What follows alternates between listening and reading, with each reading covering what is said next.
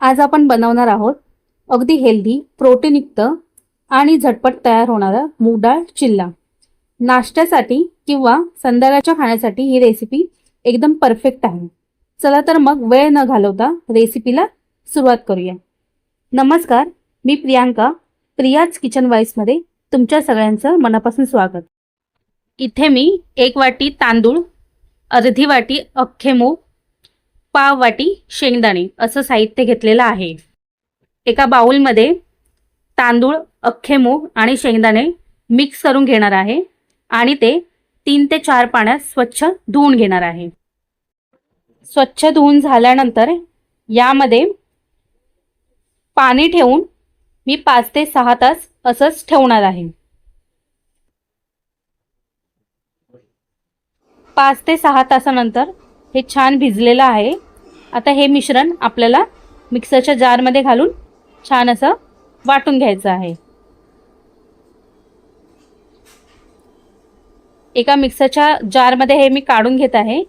त्यामध्ये 5 ते 6 लसणाच्या पाकळ्या, 3 ते 4 मिरच्या याचे मी तुकडे करून घेतलेले आहेत आणि थोडीशी कोथिंबीर असं घालून मी हे आता मिक्सरला वाटून घेणार आहे।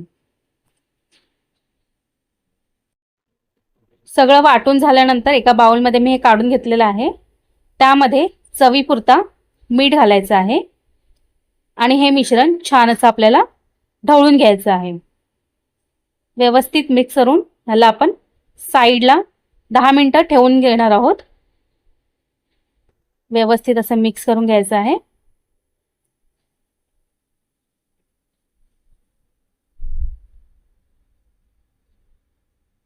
त्यानंतर मूग डाळ चिल्लासाठी लागणारं साहित्य बघून घेणार आहोत। त्यासाठी मी इथे बारीक चिरलेला गाजर, बारीक चिरलेली शिमला मिरची, बारीक चिरलेलं बीट आणि 1 कप पनीर असं साहित्य घेतलेलं आहे। हे तुम्ही बारीक चिरून न घेता खिसून सुद्धा घेऊ शकता। तुम्हाला जसं आवडेल तसं तुम्ही बारीक चिरून किंवा खिसून घेऊ शकता। आता इथे मी गाजर, शिमला मिरची, बीट आणि पनीर हे सगळं मिक्स करून घेणार आहे। व्यवस्थित इथे हे असं मिश्रण मिक्स करून घ्यायचं आहे।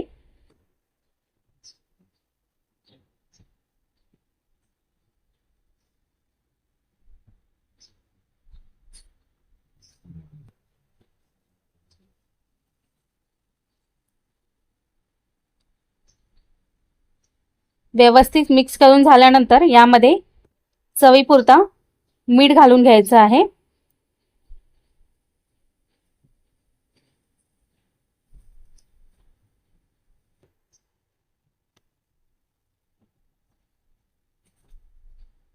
व्यवस्थित मीठ घालून आपल्याला हे मिश्रण मिक्स करायचं आहे। त्यानंतर एका साइडला मी इथे तवा गरम करायला ठेवला आहे। व्यवस्थित तवा गरम झाल्यानंतर यावरती थोडं पाणी शिंपडून ते एका कपड्याने किंवा टिश्यू पेपरने स्वच्छ पुसून घ्यायचं आहे आणि त्यानंतर तयार केलेलं बेटर आपण यावरती घालून घेणार आहोत।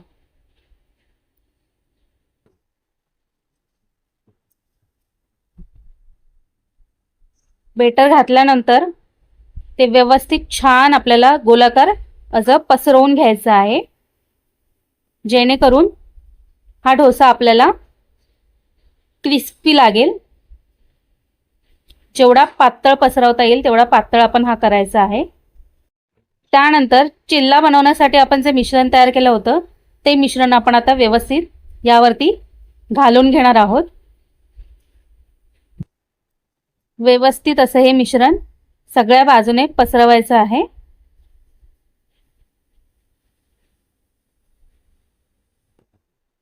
थोडं हाताने प्रेस करून व्यवस्थित ते पसरवायचं आहे।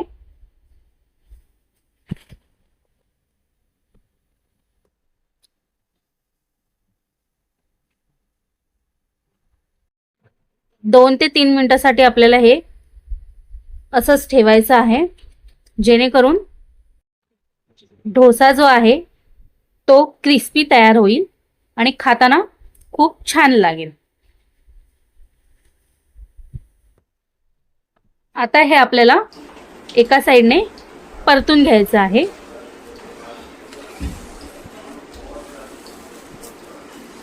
व्यवस्थित त्याच्या कडा उचलल्या जात आहेत, बघू शकता तुम्ही इथे. व्यवस्थित ह्याला प्रेस करून आपल्याला हा परतून घ्यायचा आहे.